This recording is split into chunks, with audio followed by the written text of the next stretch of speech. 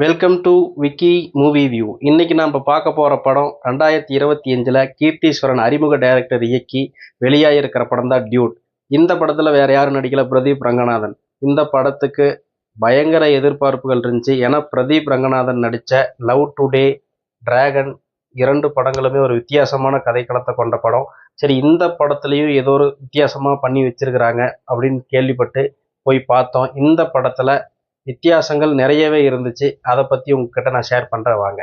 படத்தோட கதை என்னன்னா, பிரதீப் ரங்கநாதன் ஒரு ஈவெண்ட் நடத்திட்டு இருக்காரு. என்ன ஈவெண்ட்னா, ப்ராங்க் பண்ணுற ஈவெண்ட். அதாவது எல்லாத்துக்குமே ஒரு சர்ப்ரைஸ் பண்ணுறாரு. படத்தோட ஹீரோயின் வந்து மமிதா பைஜு. அவங்களும் பிரதீப் ரங்கநாதன் கூட இருக்காங்க. அவங்க யாருன்னா, பிரதீப் ரங்கநாதனுக்கு மாமா பொண்ணு. அதாவது மாமா பொண்ணு சரத்குமார் தான் பிரதீப் ரங்கநாதனோட மாமா. சரத்குமார் பொண்ணு தான் மமிதா பைஜு. சரத்குமாரோட தங்கச்சி பையன் தான் பிரதீப் ரங்கநாதன். இவங்க ரெண்டு பேரும் சின்ன வயசுலேருந்தே ஃப்ரெண்டு. அதில் வந்து சரத்குமார் வந்து பால்வளத்துறை அமைச்சராக இருக்கார் இந்த படத்தில். அதாவது படத்தோட கதை என்ன அப்படின்னு பார்க்கலாம்.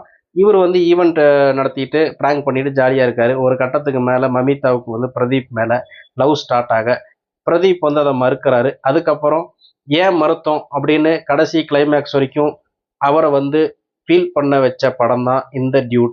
படத்தோட பாசிட்டிவ் என்ன அப்படின்னு பார்த்தா, படத்தில் அதாவது படத்தோட கதையே ஒரு பாசிட்டிவான கதை தான். இவங்க எடுத்துக்கிட்ட சப்ஜெக்ட் வந்து ஒரு வித்தியாசமான சப்ஜெக்ட் தான்.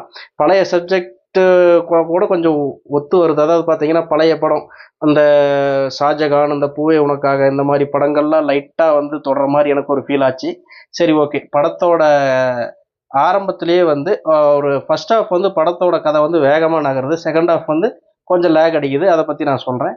சரி, படத்தோட பாசிட்டிவ் அப்படின்னு பார்க்கும்போது பிரதீப் ரங்கநாதன் தான் படத்தோட பாசிட்டிவ். கதை ஃபுல்லாக வந்து ஸ்கோர் பண்ணியிருக்காரு. அடுத்த படத்தோட தூண் யாருன்னா சரத்குமார். சரத்குமார் வந்து ஃபர்ஸ்ட் ஹாஃப் ஃபுல்லாக சார்மிங்காக இருப்பார். செகண்ட் ஹாஃப் வந்து வில்லத்தனத்தை வந்து வெளிப்படுத்தியிருப்பார். அவர் வந்து என்னென்னா, சரத்குமாரோட ஒரு வில்லத்தனம் அப்படின்னா அது வந்து நார்மலான ஒரு பயங்கரமான வில்லத்தனம்லாம் இல்லை. ஒரு கேஸ்ட், அதாவது ஜாதி வெறி பிடித்த ஒருவர் அப்படிங்கிற மாதிரி நம்ம வச்சுக்கலாம். அது வந்து ஒரு வில்லத்தனமாக மாறுது செகண்ட் ஹாஃபில்.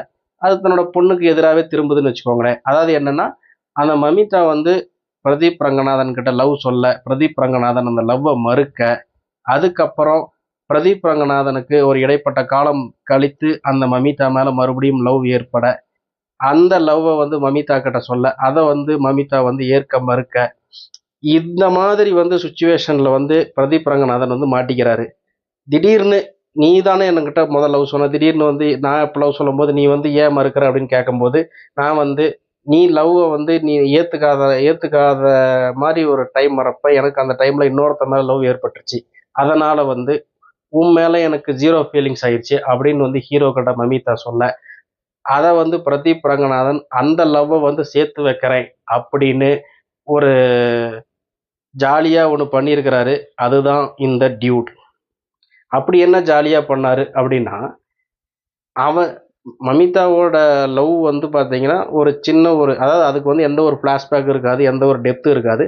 அந்த லவ்வை இவர் ஏன் சேர்த்து வைக்கிறாரு, எதுக்காக இவ்வளோ கஷ்டப்பட்டு தன்னோட லவ்வை வந்து தியாகம் பண்ணுறாரு, அதுக்காக தன்னோட மாமா பொண்ணை கல்யாணம் பண்ணிட்டு தன் வாழ்க்கையே வந்து அழிச்சிக்கிற அளவுக்கு அந்த லவ் வந்து ஒர்த்தா, மமிதாவோட லவ் வந்து ஒர்த்தா அப்படின்னு பார்க்கும்போது கிடையாது. ஏன்னா அந்த லவ்வை பற்றி எதுவுமே வந்து ஒரு ஃப்ளாஷ்பேக்கில் எந்த ஒரு விளக்கமுமே கொடுத்துருக்க மாட்டாங்கன்னு தான் நான் சொல்லுவேன். அதில் கொஞ்சம் கான்சென்ட்ரேட் பண்ணியிருக்கலாம். மற்றபடி படம் வந்து ஃபர்ஸ்ட் ஹாஃப் ஃபுல்லாக வேகமாக ஓடுது. செகண்ட் ஹாஃப் வந்து சும்மா, அதாவது சினிமாவுக்காகவே சில பல வேலைகளை வந்து செஞ்சு மசாலாக்களை போட்டு படத்தை வந்து இழுன்னு இழுத்துட்டாங்க. எப்படா முடியுங்கிற நிலமையில வந்து படத்தை கொண்டு வந்து விட்டாங்க. சரி, படத்தோட இன்னொரு பாசிட்டிவ் என்ன அப்படின்னா, படத்தோட மியூசிக் சாய் அபயங்கர். இவர் வந்து போட்ட ஒரு பிஜிஎம் ஆகட்டும், ஒரு பாட்டாகட்டும் ரொம்ப சூப்பராகவும், படத்தோட கதைக்கு ரொம்ப ஒன்றி இந்த மியூசிக் வந்து பிஜிஎம் எல்லாம் வருது. அது வந்து ஒரு சூப்பரான ஒரு மியூசிக்காக தான் இருக்குது. இவருக்கு வந்து ஒரு நல்ல எதிர்காலம் இருக்குன்னு தான் நான் சொல்லுவேன் தமிழ் சினிமாவில். அந்த அளவுக்கு ஒரு சூப்பராக பண்ணியிருக்காரு. கீர்த்தீஸ்வரன் இவர் வந்து அறிமுக இயக்குனர் தான். ஆனால் அறிமுக இயக்குனர் மாதிரி தெரியல, அந்த அளவுக்கு ஒரு நேர்த்தியாக அந்த படத்தை கொண்டு போயிருக்காரு. கரெக்டாக வந்து எடுத்து வச்சிருக்காரு.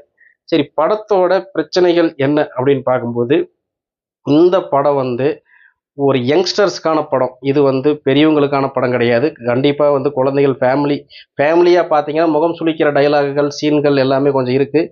அதனால் அதை கொஞ்சம் பார்த்துக்கங்க. யங்ஸ்டர்ஸுக்கு இது ரொம்பவும் பிடிக்கும். ஒரு சில யங்ஸ்டர்ஸுக்கு பிடிக்கும், ஒரு சில யங்ஸ்டர்ஸுக்கு பிடிக்காதுன்னு கூட நான் சொல்லுவேன். அந்த அளவுக்கு தான் ஒரு யதார்த்த வாழ்வுக்கு கொஞ்சம் கூட ஒட்டாத ஒரு கதை தான் இது. பட் வந்து இது திரைப்படமாக பார்க்கும்போது உங்களுக்கு வந்து ஒரு ஜாலியான ஒரு எக்ஸ்பீரியன்ஸை தான் கொடுக்கும். இந்த தீபாவளிக்கு இந்த படம் ஓரளவுக்கு ஒரு ஓகே ரகமான படம் தான். கண்டிப்பாக இது வந்து தேட்டரில் யங்ஸ்டர்ஸ் போய் பார்க்கலாம். அவங்களுக்கான படம் இது.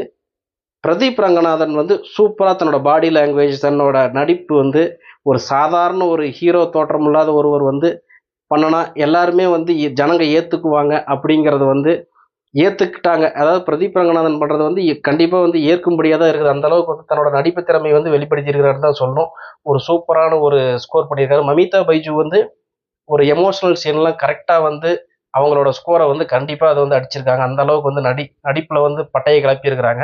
மற்றபடி கடைசியாக வர சீன்கள்லாம் வந்து இந்த பொண்ணு மேலேயே ஒரு வெறுப்பு வர மாதிரி ஒரு கிளைமேக்ஸ் வந்து வந்துடுது. திடீர்னு அந்த மமிதா லவ் பண்ணுற ஒரு பையனை வந்து காட்டுறாங்க. அந்த பையன் வந்து சும்மா ஒரு பொம்மை மாதிரி தான் இருக்கான். அதாவது பொம்மைன்னா என்ன, நாடாம படத்தில் வந்து அந்த ஒரு கவுண்டமணி காமெடியில் வந்து ஒருத்தர் மிச்சர் சாப்பிட்டே இருப்பான் பார்த்தீங்களா, அந்த மாதிரி தான் அந்த பையன் வந்து வந்துட்டு போகிறான். மற்றபடி அந்த பையனோட அதாவது அந்த ஹீரோயினோட லவ்வுக்கு ஒரு ஃப்ளாஷ்பேக் இல்லை, அவங்க லவ்வுக்கு ஒரு டெப்த் இல்லை. அதனால ஹீரோ வந்து தன்னோட லவ்வை வந்து ஏன் தியாகம் பண்ற அளவுக்கு அந்த அளவுக்கு ஒர்த்தா அப்படின்னு கேட்கும்போது ஒன்றும் கிடையாது. சில ஆணவ கொலைகளை பற்றி மேலோட்டமாக தான் சொல்லியிருக்காங்க. அதில் கொஞ்சம் ரைட்டிங்கில் கொஞ்சம் ஃபோக்கஸ் பண்ணியிருக்கலாம் அப்படின்னு தோணுது. மற்றபடி இந்த டியூட் வந்து ஓரளவுக்கு பார்க்கக்கூடிய ஒரு ஓகே ரகமான படம். மற்றபடி சினிமோட்டோகிராஃபி வந்து நிக்கித் பும்மி அவர் சூப்பராக பண்ணியிருக்காரு. சில அந்த கல்யாண காட்சிகள், அந்த மண்டபம், அந்த சீன்லாம் வரும், அவ்வளோ அருமையாக இருக்குது.